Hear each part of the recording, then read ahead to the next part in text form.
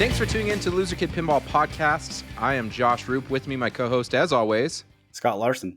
We are on episode 104, and it's been an insane 2 weeks. Like, holy crap. And one of the reasons that has been insane has to do with our guest that's on this time. But before we get to him, if you want a Godfather, where are you going to go, Scott? I'm going to call Zach and Nicole Mini at Flipping Out Pinball, and they will hook you up with all your needs. And you know what? Make them an offer they can't refuse, and they'll send you a game. Definitely. And speaking of Godfather and making an offer we couldn't refuse, holy crap. This is his third game out of the gate. He's lit the world on fire. People are very much taking notice at all the stuff he is doing. We have Eric Meunier. How you doing, Eric? I'm doing great, guys. Thanks for having me back. Always. Well, you were like the how do I put this? You were our first guest. Yes. I was gonna say yeah, don't go there. Okay. But no, we appreciate you coming on, man. This game looks fantastic. Thank you. I'm hearing a lot of wonderful things. They say this is probably the best shooting JJP anyone's seen so far. I love how you guys are getting these out the gate. It's like you show it and next day people are playing this. Yes. We're getting a ton of feedback and people are loving the shots on this game. It's just amazing. Yeah, it really came together. And part of the way that we build our release is to have games in boxes. And that means having games fully built, developed, vetted with complete code. Yep. Ready to go. You can play all the modes in the game that are there. You can play Kiss the Ring. You can play the Baptism. You can play Honor. Like, those are the 3 wizard modes in the game. They are playable. Yeah. You can get them. You can get to them on location. Now, if a location operator has got it set up where the posts are out, it might be a little bit harder to get to. But you can get to them. You can play them. Okay, so this is your third game. Yes. So typically, your first 2 games or so, you're feeling the game. You're feeling the design process out, and I know that you. I know that you have. You're a mechanical engineer. You're an electrical engineer. You grew up in a pinball family. So all of those things together, what did you learn between 1 and 2, and what did you learn between 2 and 3 to bring Godfather to the show? So focusing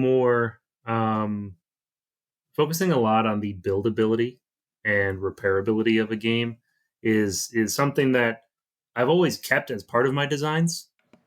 Pirates had a lot of stuff in it, lot of stuff. And it would take hours more per game to manufacture a Pirates than it did for Guns N' Roses. Guns N' Roses was easier to assemble. It wasn't necessarily less stuff in it. It was just assemblable in an easier way. And the same can be said for Godfather. Refining, using more of the standard parts or a common part that I designed. There are 3 diverters in the game. 2 of them are the exact same diverter, like with the same coil, the same spring, the same brackets. One of them only has 1 part difference, and it's the top part. But otherwise, it's the same coil, the same spring, the same. That allows us to get parts into the factory a lot faster. There's fewer things to inspect and verify that they are correctly matched to our drawings. And it just makes the game come together in an easier way when you've kind of established the ground rules that here's a mech and we're just modifying 1 thing. Otherwise, there's 3 of them in the game. And here's another mech, the plate. That's the Newton plate that's in the compound area of the Godfather.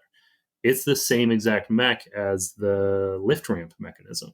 Just the top plate is cut slightly differently, but otherwise same coil, same release latch, same switch, same wiring, all of that stuff. So it's like they can build those 2 things at the station a lot faster than they would build 2 unique mechs. And you have to train your assembly line, only how to build 1 mech, and you can build 1 fixture for getting those mechs built. If you are able in your design to use very similar components in more than 1 spot. what I like that you guys have looked at also that I'd never noticed till I was listening to the featurette on Flipping Out was just little things like the compound ball. Like you could get it in there, but what happens when the power goes off and there's a ball stuck back there? Yeah. I'd never thought of that. And I guess that's just something you guys are constantly trying to keep an eye out for. And I was like, that would be terrible to get a game on location and then you can't get the ball out. But Right. it was very ingenious how you guys did that too. Thank you. Being able to release a ball whenever the game wants to is an important thing. If you physically lock a ball somewhere and you're depending upon the player hitting it, well, what if it's your 5-year-old who's playing it, and they lock another one in there? Now what? Now you've got 2 balls stuck in there and you can't do anything about it. So the game has to be able to defend itself from good players and from bad players, so that the game plays and does what it's supposed to do every time it gets powered on or every time the start button gets hit. How long have you been working on Godfather? I was shooting the Godfather Whitewood November of 2020. Okay. The first, real down and dirty, I had 2 flippers and a bunch of rusty sheet metal that I screwed down to a plank of wood. It didn't have the moving, articulating capo regime mech in it, and it didn't have the crazy lift ramp auto feeding wire form that had this unique shape, but it had the rough shots, and kind of where targets might be and stuff like that. And the ideas, I think I had like a rubber duck sitting where the capo regime would be, and idea I had like on written in magic marker like compound area Newton ball ? Would I just have a ball in there that you would kick back and forth? I'm like, yeah, that works. It's been done. I'd rather, figure out how I can put a real ball in there and then get the real ball back out. So it's been a while. And then with COVID, like never letting go and being in a manufacturing facility, having people dropping like flies every other week, coming back, of course, but being required to be out of the office for 10 days at a minimum. It took a while, especially with manufacturing, getting parts in the doors. I mean, it seemed like anything that could cause a delay did cause a delay from 2020 to 2022. Well, and I got to say, I'm impressed because we heard rumors probably a month or 2 ago that Godfather was coming to TPF. And I was just like, that has not been JJP style. Like, you guys have always had probably a good 12 months to 18 months between each title. And so, like, there's just no way. And then you guys dropped this last week, and I was like, holy cow. I'm impressed that you guys were able to do that because you're still feeling the effects of COVID as well. Absolutely. I know you can't speak for the company as a whole, but is this the game plan? Because it proves that you guys can do it. I just didn't know. I guess Jack has been touting that you'd be doing it for a while. So it looks like this is the thing going forward, right? The game plan is to release at least 2 games a year. I mean, game every 9 months is the goal, what we're trying to get. But yeah, building the team, and getting the people in that we need to get in order to make things happen. That's part of growing the company. When I started at Jersey Jack, I was one of 4 people in the Chicagoland office, and now we have well over 100 people employed at Jersey Jack, and it's great, growing with the company. So the other question I have with that too, speaking of hiring people and whatnot, is there a different mentality now down at JJP with bringing everyone in from Jersey, and then Pat Lawler's now gone from what I understand, and Richie's now there? I wouldn't say it's a different mentality, but we have a lot less communication gap, right? Okay. When I'm able to be out on the line in 10 seconds instead of 10 hours, it makes solving problems and answering questions and making adjustments a lot faster, a lot easier, a lot more robust. I walk through the factory every single day, and I'm able to, notice small nuances. Like, well, something doesn't match here. What happened? And I can kind of trace back to the station where it was built and, see like, okay, well, this part is swapped, so they're not assembling it in the right order. Maybe that's how it got out of adjustment. Yeah. But just being able to be there and provide that feedback loop is helpful. Gotcha. Okay, so we are at a show. I'm walking up to the game. This is my first encounter with Godfather. Walk me through the game. All right, so first, you hit the start button and you choose your family. There are 5 different families to choose from. Choose the one that matches your play style best. Are you someone who focuses on modes and wants to completely blow up mode scoring? You're a very intense single ball player who can really manage the risk reward, the sweaty palms that come when, okay, I'm gonna pass. I'm not gonna cash out yet. I'm gonna do the job objective one more time. I'm gonna shoot it back in there. Oh, I still got 20 seconds left on my timer. I think I can do it one more time. All right, now I'm going to crank my weapon multiplier and shoot it in there and get a times 10 super cash out and really blow it away. Or are you a player who revels in multi-balls? There's a family who makes multi-ball ball saves last longer and makes multi-ball scoring higher. Are you someone who's a much better combo shooter? There's a family that focuses on influence and the rewards that happen with influence. Influence is built by shooting combo shots around the game. 2 other families have 2 different powers that also are slightly different ways of playing the game. Each family has its own drawbacks as well. So maybe I wouldn't open with that. It's probably a lot for just the very first thing you do, but Sure. Pick your family. Okay. Look at their abilities. Pick your family. Now, you can plunge a ball, you can short plunge into a pop bumper, you can mid plunge into the compound area, and those will advance some multi-balls, get you some big points. If you want to go crazy, there are 22 super skill shots that you can choose from. You have to choose it and hit it. You can't just shoot for it and cross your fingers. You got to choose it. It's a called shot. It's a called shot. You're going to Babe Ruth it, right? That's where I'm going to go. That's what I'm going to hit. And you can really blow up things. Instead of just advancing you toward a multi-ball, it'll start the multi-ball if you can make that shot. And there's, like I said, groups of them that are valid and have similar rules. And then there's 22 individual ones that all have just crazy things. After you make your skill shot, there are 4 unique multi-balls in the game. I'd recommend going for Turf War. That's the easiest one. You can kind of fall into it. You collect ventures. We specifically made the ventures that are available the first time you walk into the game, regardless of the family you pick. They are ventures that are hittable from the lower flippers. Okay? So you can hit those ventures, then you can shoot either orbit and lock balls, and you can build your territories. Hitting that bad guy right up the middle will get you some big points, and will work you toward another multi-ball. So flail around, hit the stuff that's blinking on the playfield, you'll get into a multi-ball, you get into Turf War, and then keep nailing that bad guy up the middle, and you'll be able to take out those capos. What was your mindset heading into Godfather, and what was your ultimate goal after all that? So there's a lot of people who have very strong memories of the first time they saw Godfather, what it means to them, what that franchise means to them. How important it is in our cinematic history. There's a lot of people who say that The Godfather is the best film ever made. It is a fantastic film because of the mood it sets, because of the drama that is in there. I wanted to be able to capture the best parts of The Godfather, the most remembered lines, the most remembered scenes, and get them into the game, but do it in a way that has the action and the excitement that would keep players vested and interested in the game. It's hard to keep people excited in just a drama, in a movie that's mostly about dialogue and the influence or interaction between different, very powerful characters, with the underlying tone of violence and action.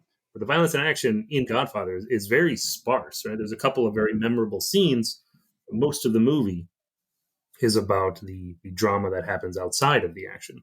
So I wanted to be able to tell a story set in the Godfather universe, which is you're a member of the family of any one of the 5 families, and you're trying to take over New York City. There are these iconic scenes, and we base the modes around the iconic scenes in the movies, but we wanted to come up with bad guys that you were fighting, that you were taking out. Came up with all those different themes from the movie, like something like a turf war where you're expanding your territory.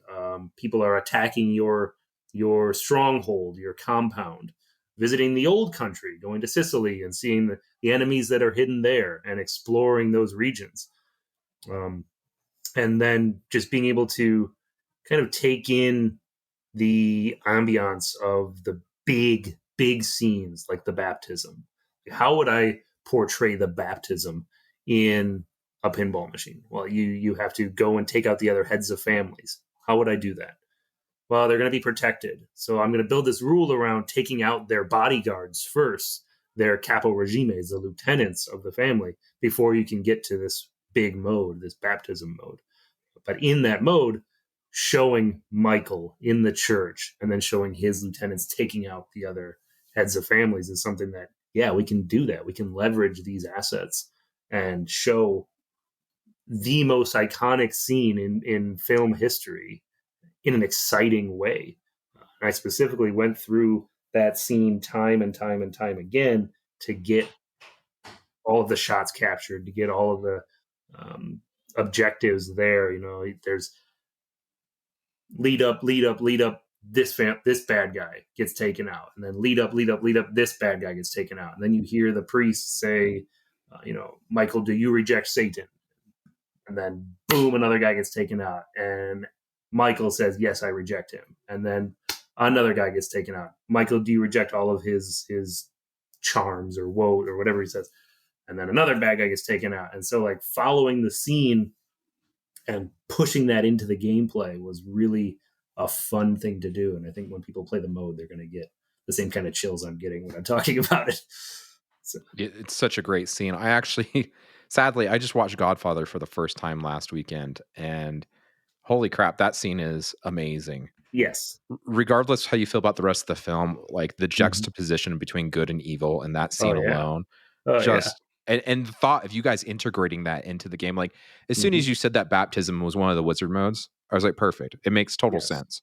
Right. And it really inspired a lot of the artwork from the game.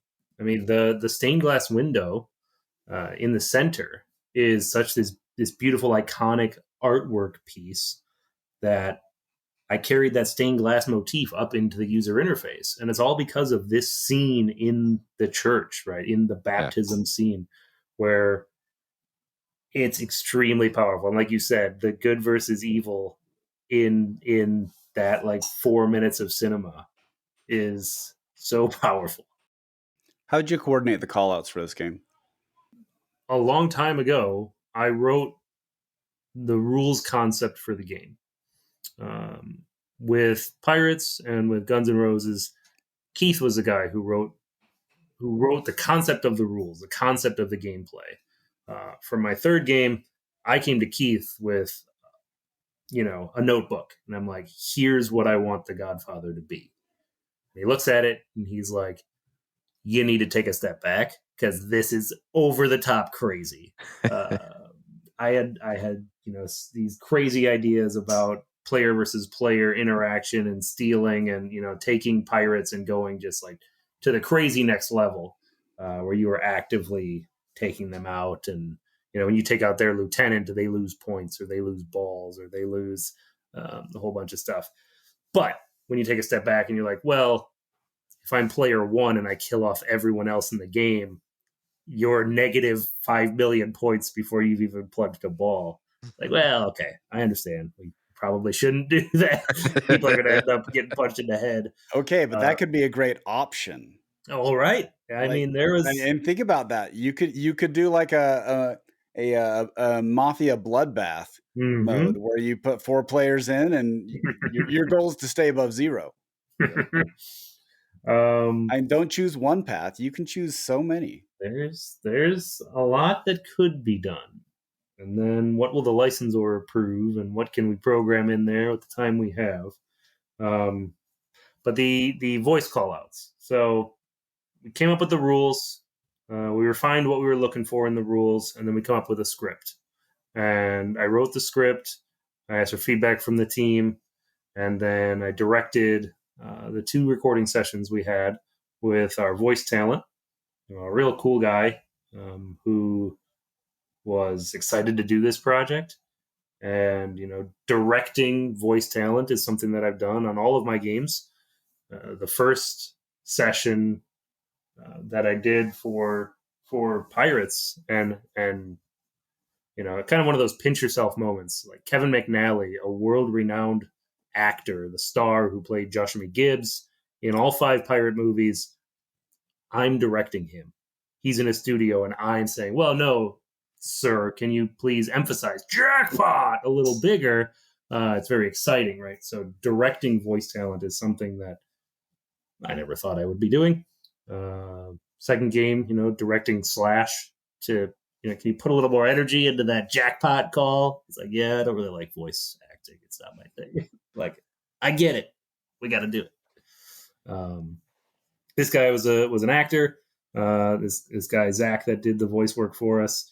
And he was awesome. He did a great job capturing the essence of, he's kind of one of the crew with you. He's like, hey, maybe you should go do this. Or the Don's waiting for you.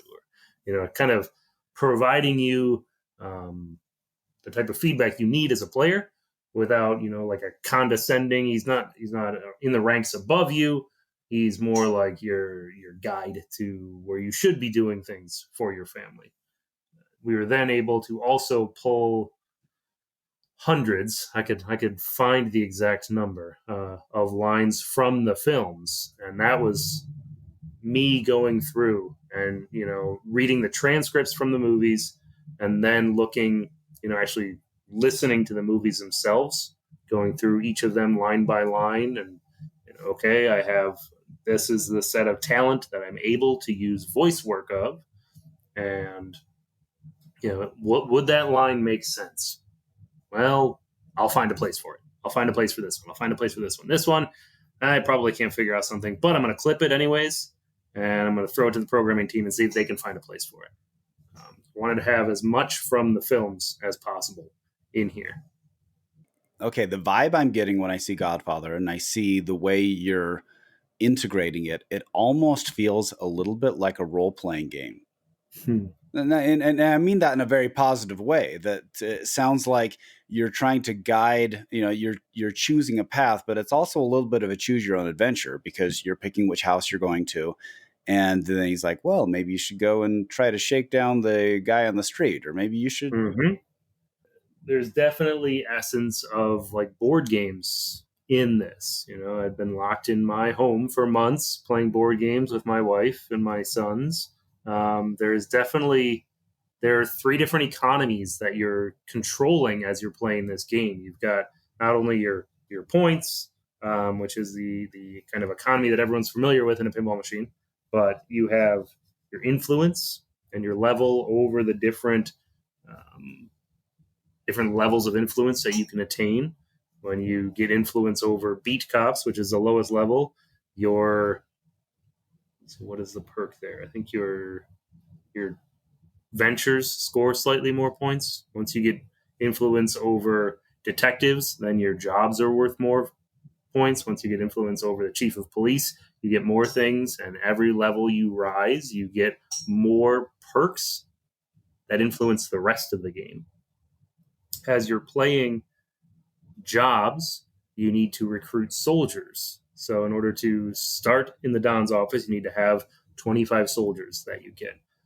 But which job you choose, where it is on the stained glass window, it affects the things next to it on the stained glass window. There's little artwork insert arrows that are pointing to the neighboring stained glass windows.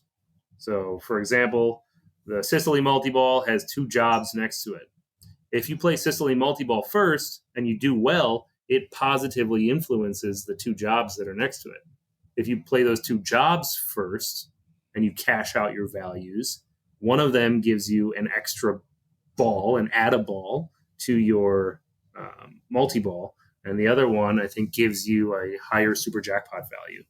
So your strategy that you're choosing on which job to start, which multi-ball to start, kind of the order in which you play those things, is definitely like a choose your own adventure kind of idea. The weapon economy is another thing that you are managing as you're playing. So you can build up a multiplier. You hit spinners, and it adds to your weapon counter. You have to use that action button to select which level of weapons you're bringing on your mission that you're using. It lasts for 10 seconds. So you're starting a multi-ball. All right, I'm going to crank up my weapon multiplier, and I'm going to play this multi-ball for 10 seconds with a 3x or a 3 or a 4x or a 5x. The more times you use a multiplier, the higher ceiling you can earn. So you build that up. When's the best time to use this multiplier versus, well, if I use it early, I can get a higher value later. Your territories that you're taking over, those are more kind of, again, resources that you're managing as you're trying to build how many neighborhoods you control. You get perks for owning a distinct borough of New York City, and more perks for owning more boroughs of New York City. So there's definitely a lot of like deep nerdy rules that go into this thing. You don't have to know about any of them. You just want to whack a ball, hit the big bad guy up the middle. You're probably going to stumble your way into a multi-ball.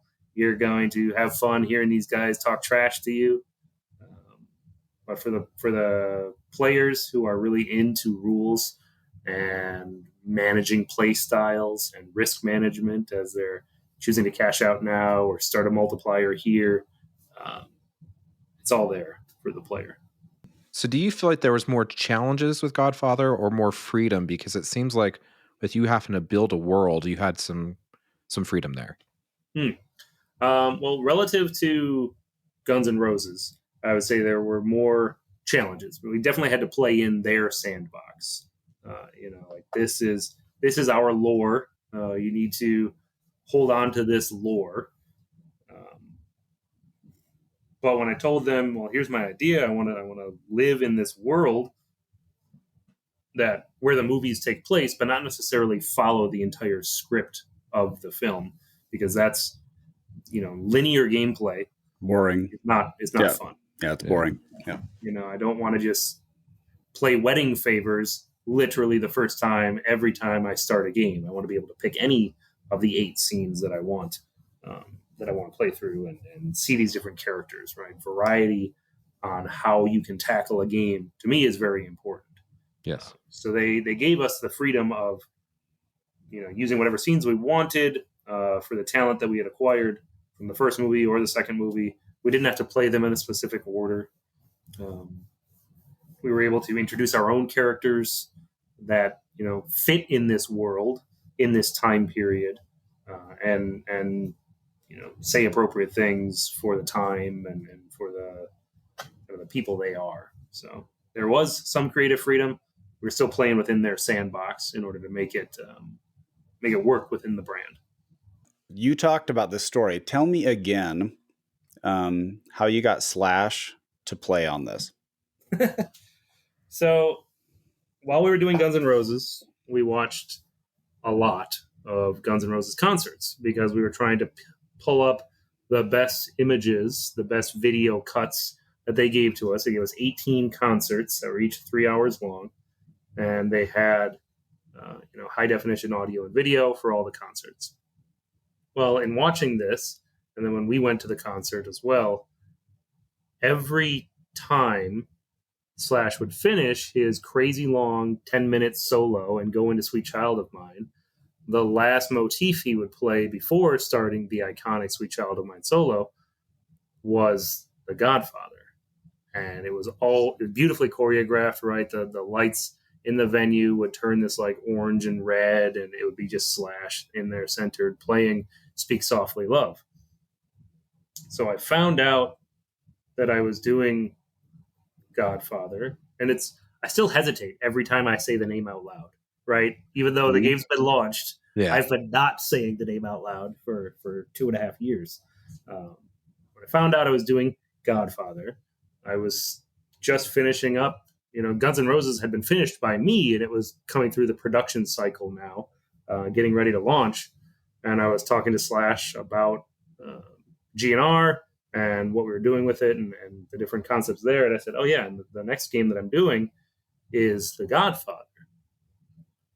And I stopped and I paused.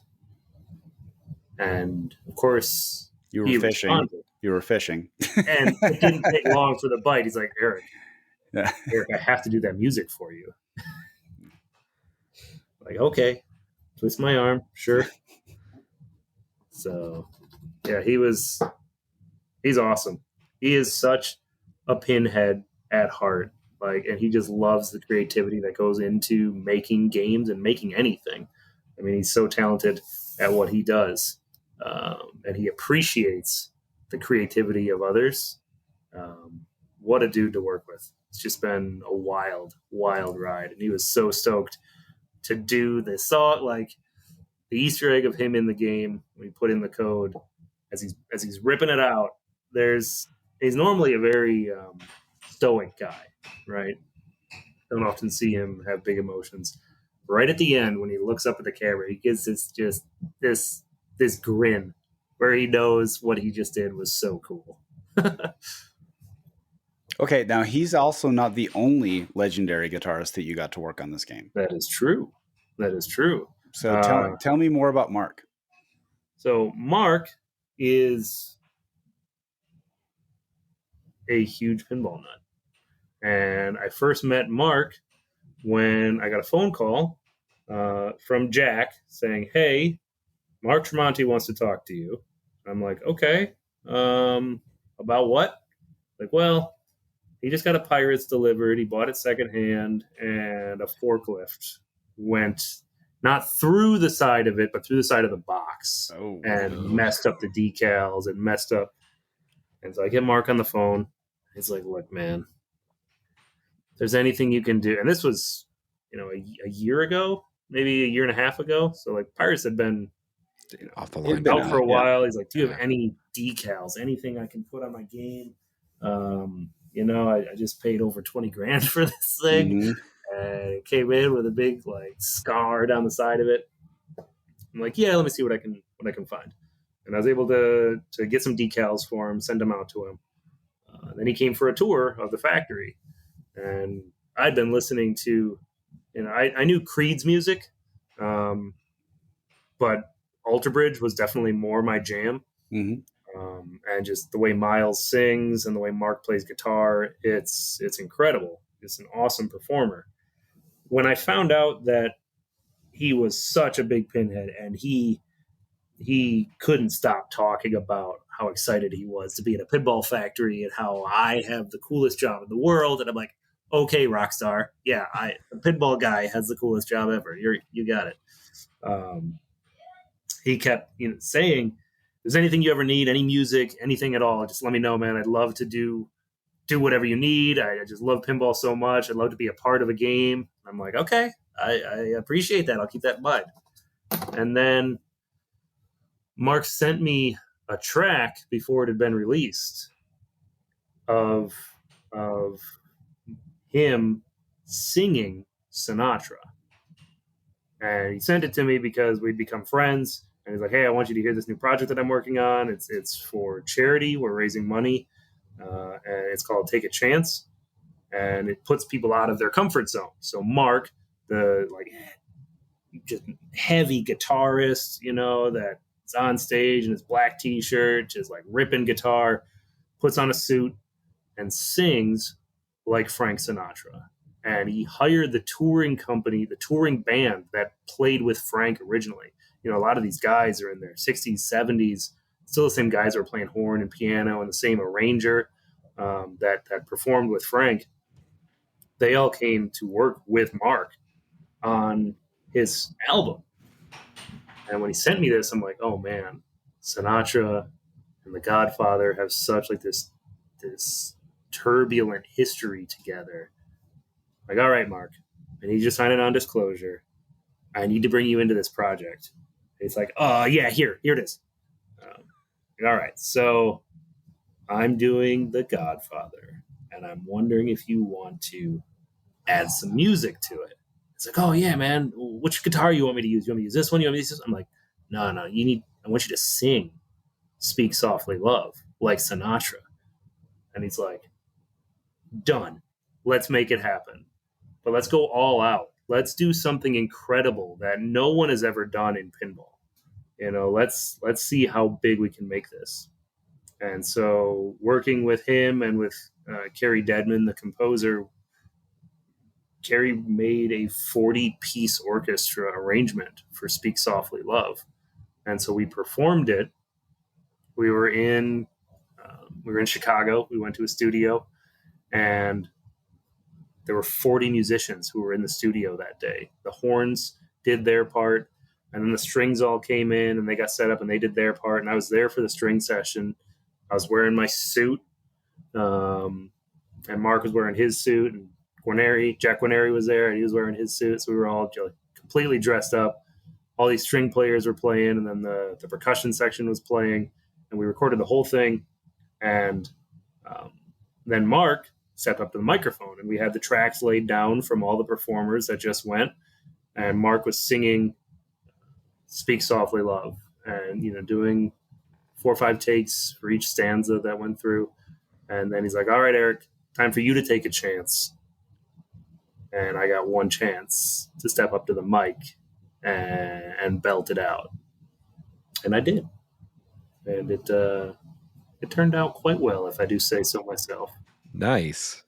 Well, you do have a music background. Yes, very much so. Music has always been a part of my life since I was a kid. I've got to say, though, I love that you guys have put yourself in the game, too. I mean, I've seen all the little Easter eggs. You as a mafia man holding the Tommy gun on the artwork.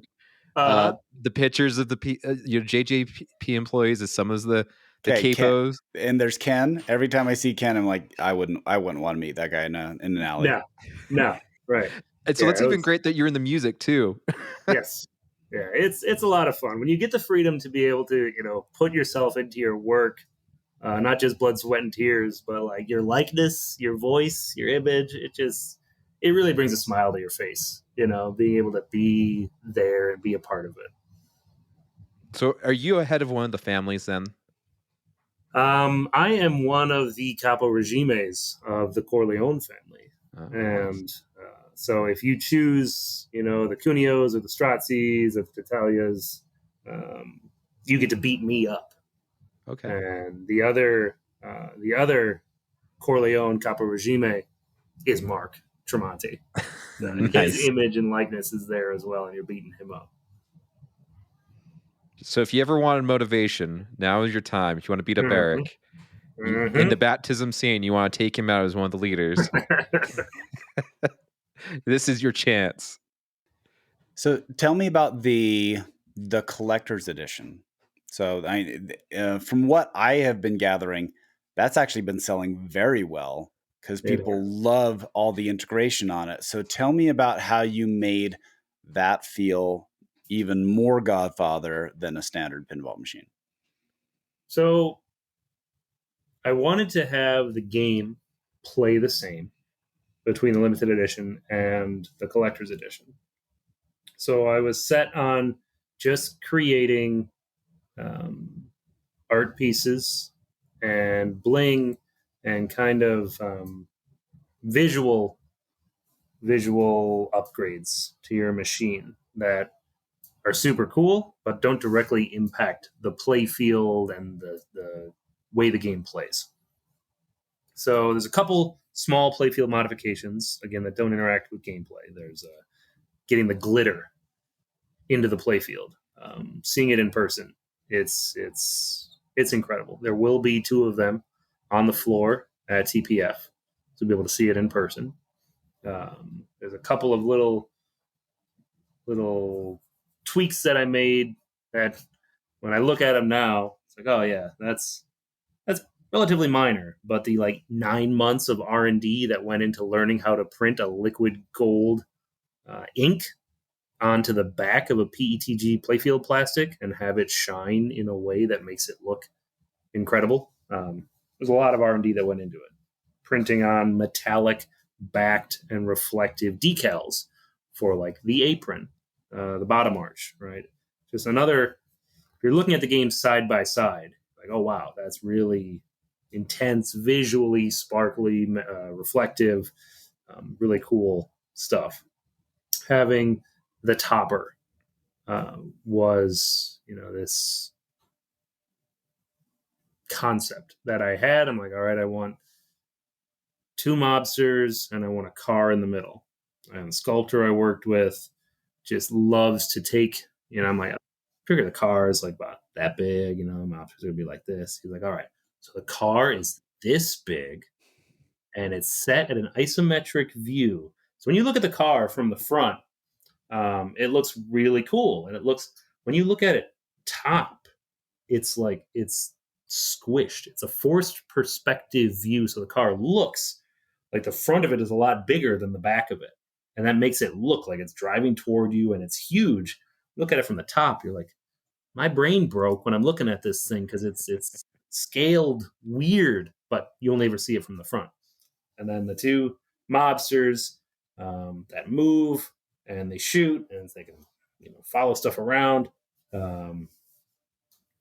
They're standing behind sculpted barrels. I mean, there's tens of thousands of dollars worth of sculpting, worth painting, tooling.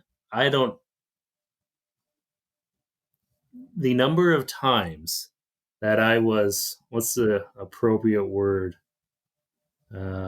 Talked to strongly from our financial people about the cost of tooling that goes into components for the collector's edition.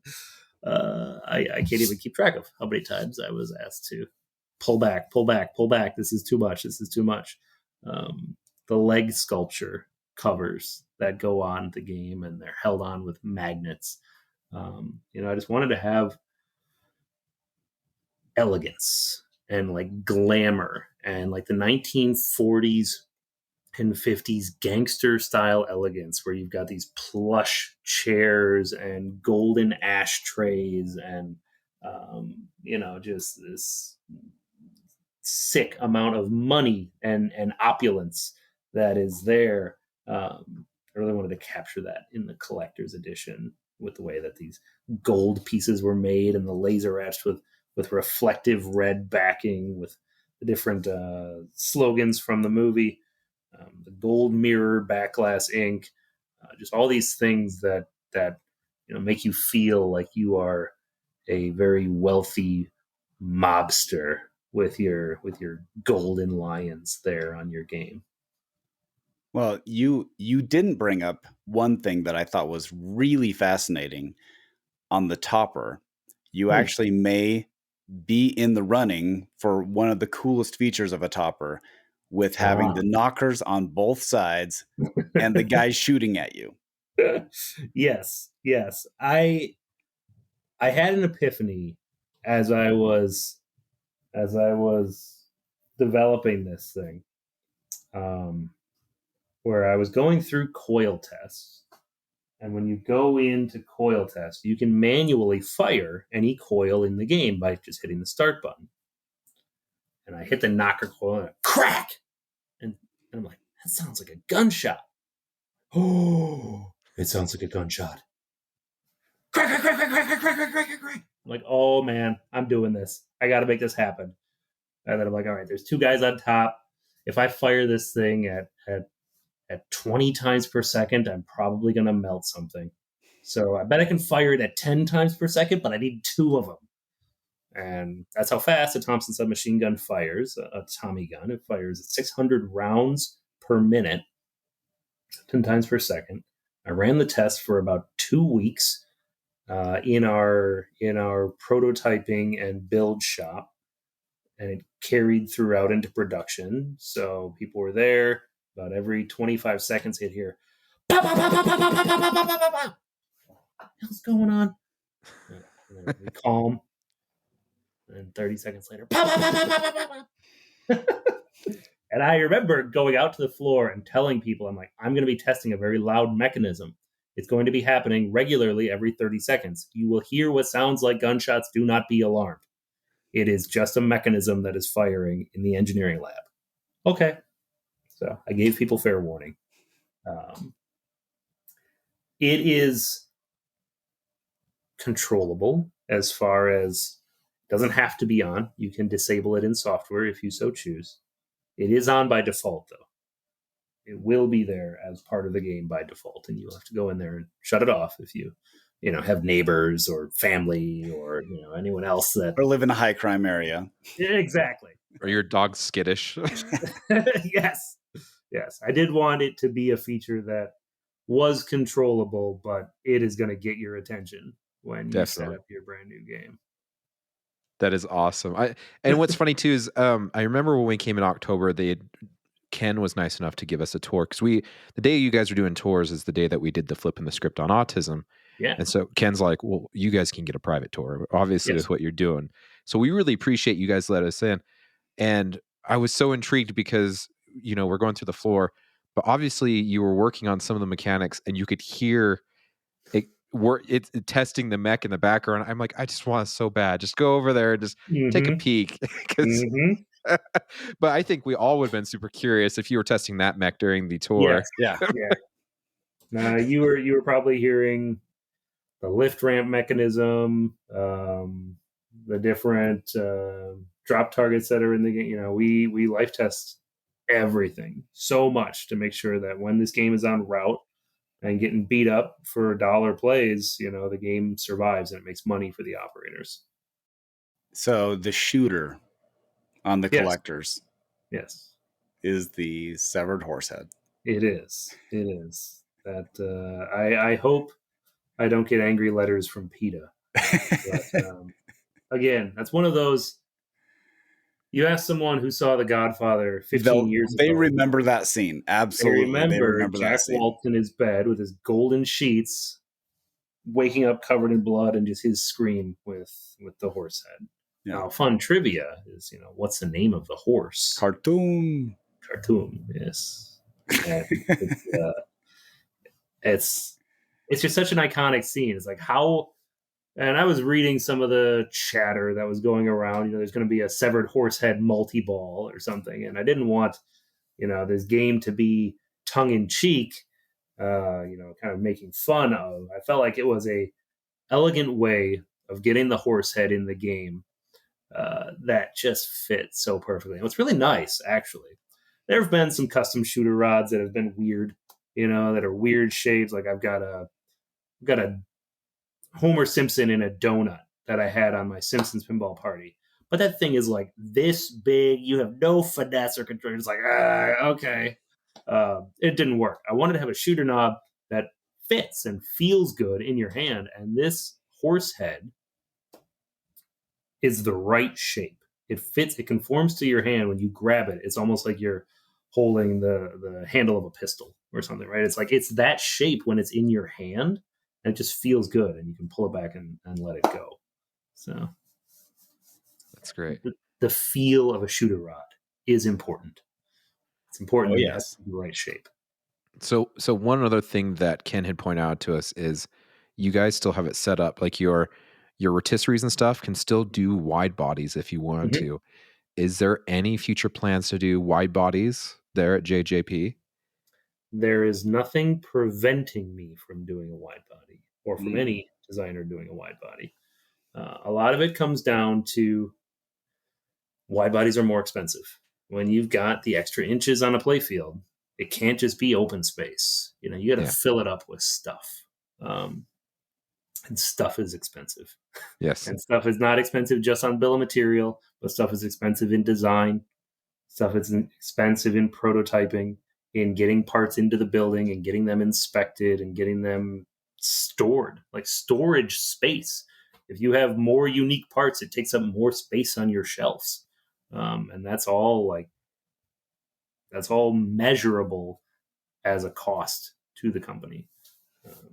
So it is totally doable. And, if the right license comes along and my heart and soul says this needs to be a wide body, it'll be a wide body. Nice. So it's not out of the cards. You're saying there's a chance. There is a chance. There's absolutely a chance. So you brought back the hot rails. I did. But you're using... Okay, tell me about how you did the unique aspect of integrating the hot rails on the apron. Yes. So it's really pragmatic, actually. And this is one of those, I should have done this the first time around, but it's an improvement that I made in The Godfather over Guns N' Roses. Having unique items on your bill of material is more expensive. On Guns N' Roses, the left hot rail was a different length with a different length LED strip. So it's a different part number, a different assembly number. All that stuff needs to be drawn and created by the mechanical engineers and inspected by incoming and then stored. On Godfather, they're the same exact piece. And me, being, electrical engineer and mechanical engineer and designer, I'm like, all right, boom, the hot rails are on. Boom, the apron is on. I know I got lights under there because I know the hot rail extends another 4.5 inches underneath the bottom arch. So I grabbed the Dremel. I'm like, cut a hole in it. And I'm like, hey, I can see my lights again. I got to do something with that.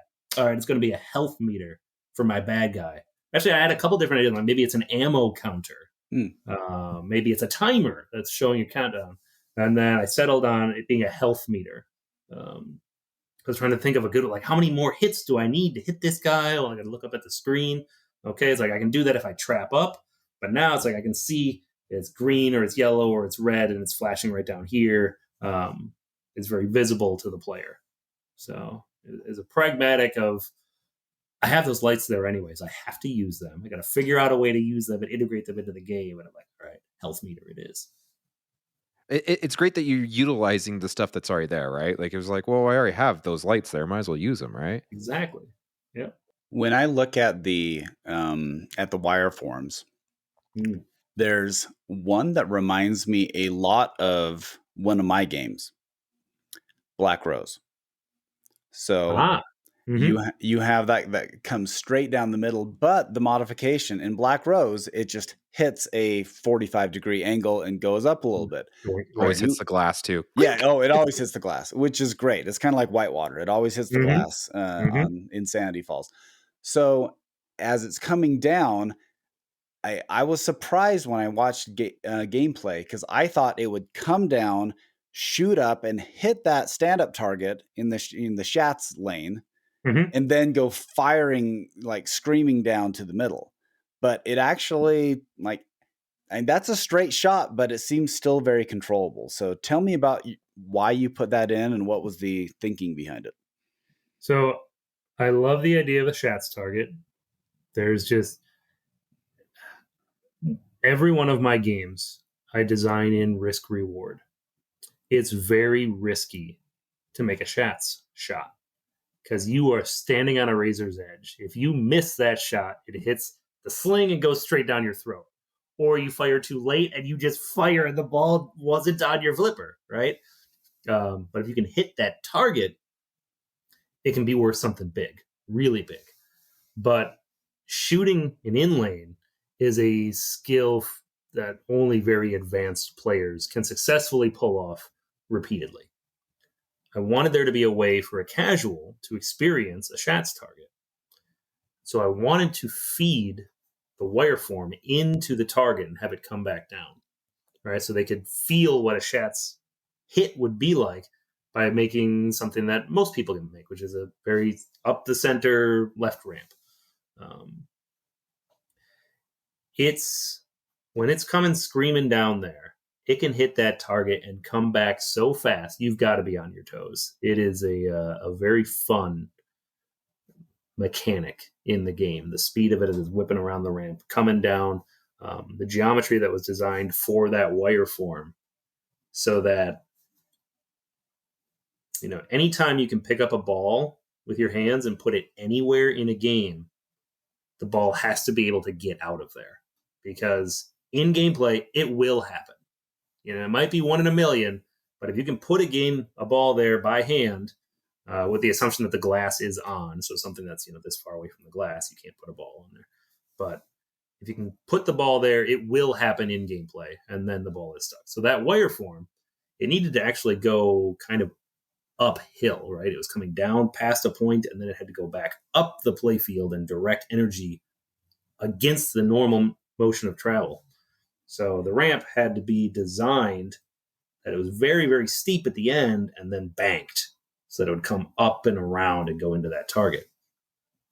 So I had to build up enough speed as it was coming straight down the play field. I had it, kind of curving around a little bit, but the ball would move too slowly as it was, meandering down. So I had to get it straight so it had enough energy to kind of go back uphill and then roll back down. A lot of geometry challenges with wireforms on this game. This marks your second mature theme. Are you starting to become known as the mature theme guy down at JJP? I don't shy away from it. It was Willy Wonka talking in the background. Make a wish. Make a wish. Right. I don't shy away from it. I have no objection to mature themes. I understand that there's an audience for good family-friendly themes, for Toy Story and for Willy Wonka and for The Wizard of Oz. Those are very good, family-friendly, bring the whole family together. There's also an audience for mature themes, right? I wouldn't want my only pin in my collection to be an only mature theme if it's mature all the time, right? I think Godfather is great because it doesn't have to be only the adult theme. You turn on the adult featured videos, the explicit videos of blood and violence and people getting shot. Like, not something I want my kids to be playing on my games. Same with Guns N' Roses. There's songs that are kind of held behind an adult filter. I wanted my kids to be able to play this game and my kids to be able to play The Godfather without them needing to be exposed to the adult themed videos and content. So those are settings that are adjustable, and you have to have the keys for the coin door in order to change those settings. You can't just hit a flipper button or something like that. And the reason I'm explaining that so intricately is because that's something I had to explain to the licensor, because most licensors are under the impression that pinball machines go into Chuck E. Cheese's. Well, you can't have people getting shot in the face in a Chuck E. Cheese. And I'm like, you're right, but Chuck E. Cheese would never buy an adult theme. They're not going to buy The Walking Dead, right? Yeah. That's not a theme you would see in a Chuck E. Cheese. So explaining that these are settings that can be adjusted by the end user.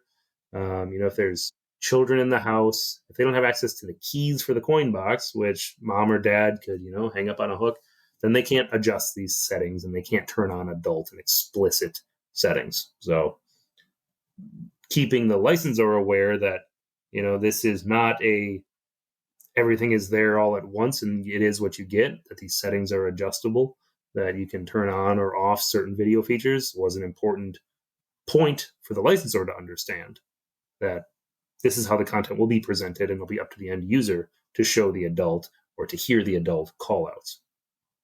Kind of going away from the mature thing, but I was thinking of, I think one of the complaints when this game first came out was the light show versus the theme. Mm-hmm. And Carl D'Angelo played it like the next day on stream, right?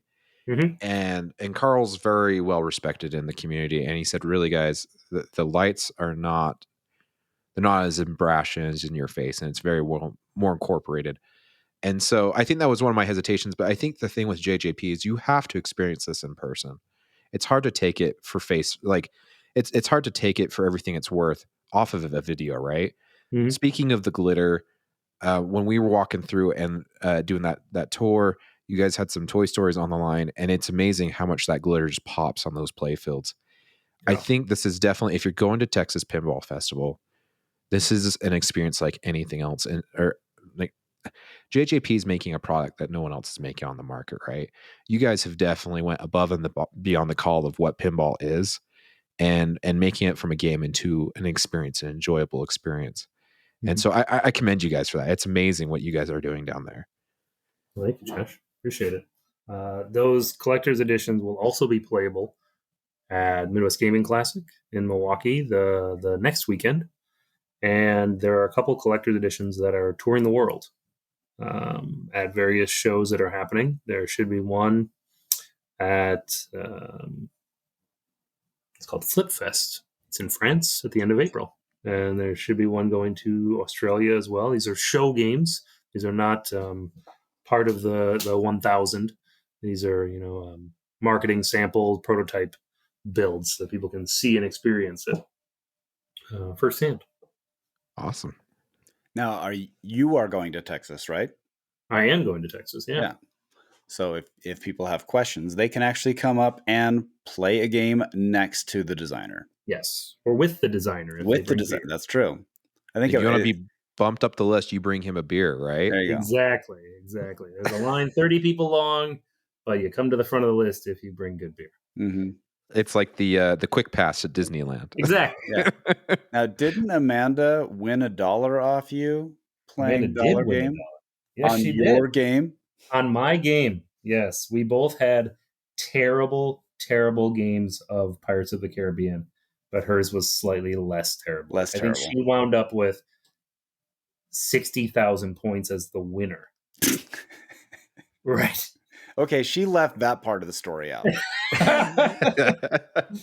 Yeah. It was a yeah. If you listen to her tell it, she dunked over like a 7-footer. Yeah. So that's okay. What is one thing that you love about Godfather that you haven't been able to really talk about yet? What's something that the audience needs to know about this game? Well, one of the things that I wouldn't say we're not allowed to talk about. Working with the licensor, we always learn what the scope of the license entails. And the scope of the Godfather license originally did not include Michael Corleone. The original contract that we signed did not include Michael Corleone, nor the actor who played him. And so there was extra effort. And in fact, parts had been released for production without Michael Corleone's image used in the game.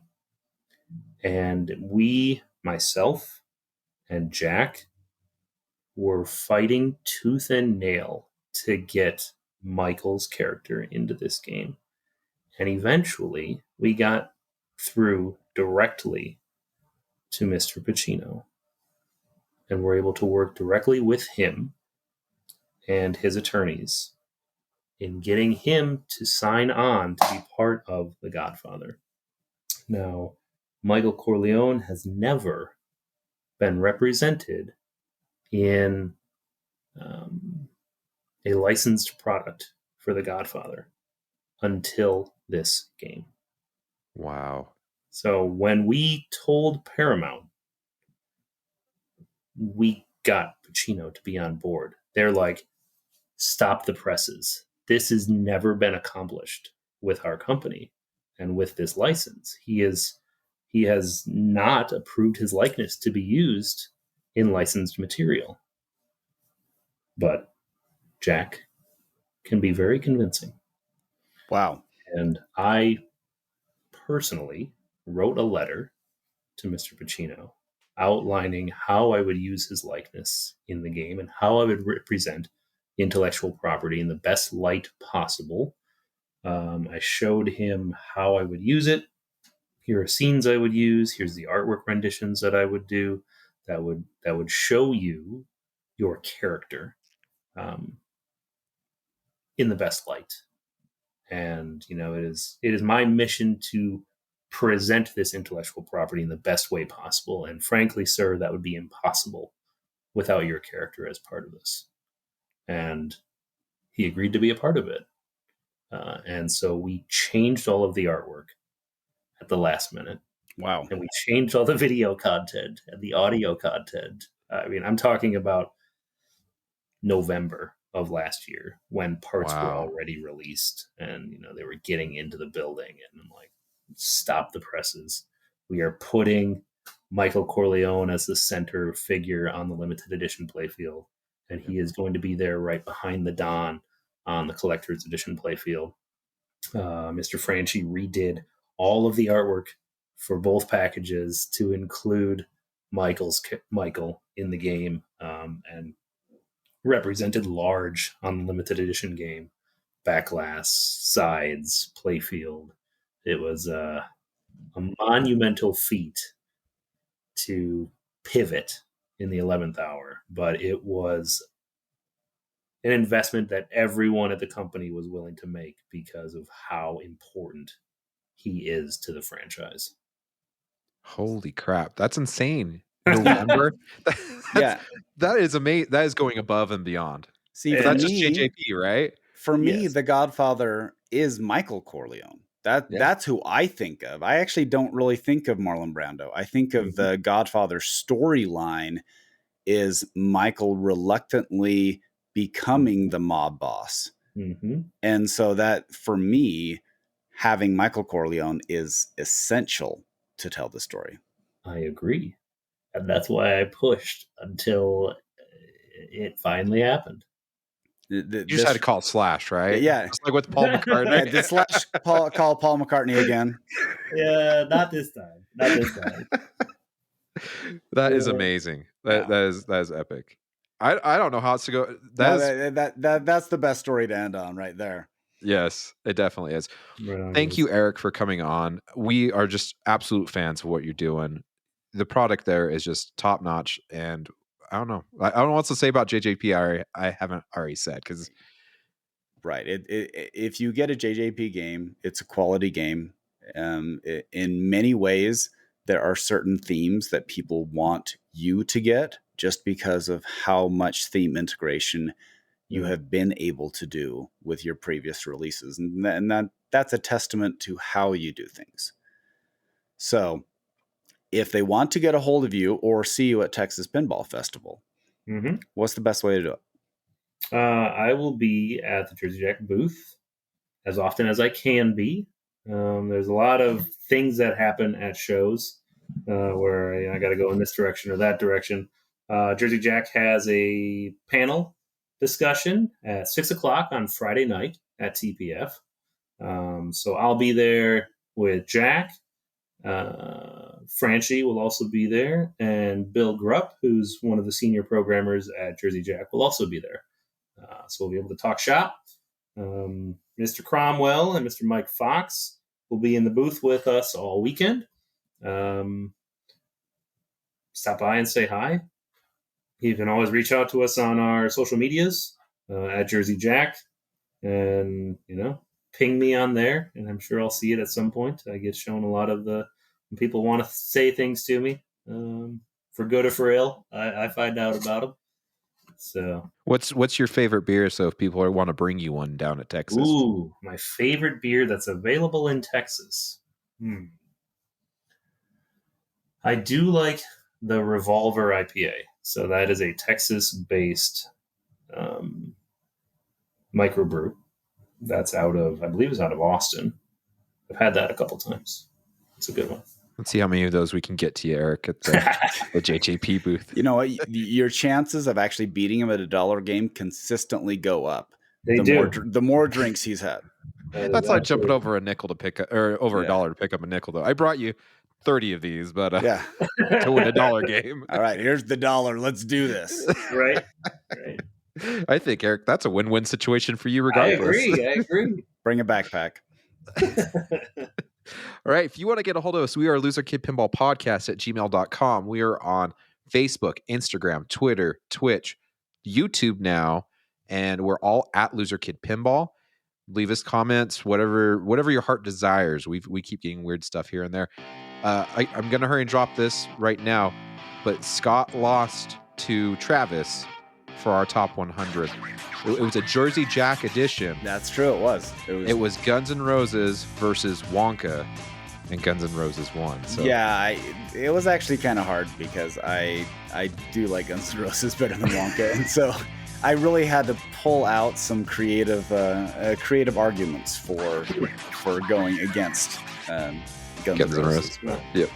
So I've got them both. Yeah. You've got a beautiful lineup there. I mean, I'm slightly jealous. I'm not slightly jealous. I'm over the top jealous. You have all the Jersey Jacks there, except for your current one, which will be coming in soon. Yeah. Right. Well, I didn't want to show all my cards. My Toy Story I'm taking delivery of it very soon. But in fact, every year at my son's school, there is a carnival fundraiser. And I'm like, Toy Story 4 is going to that carnival. It's going to be dollar plays, and they're going to raise money for the school. Highest score is going to get $25 gift card to, or maybe they'll get a Jersey Jack shirt or something like that, right? But they wanted to have the carnival from my son's elementary school have a carnival-themed Toy Story 4 pinball machine. Oh, that's awesome. Yeah. That's great. Thanks again for coming on, Eric. We appreciate all you do, and don't have too much fun down in Texas. Of course. I will enjoy myself responsibly.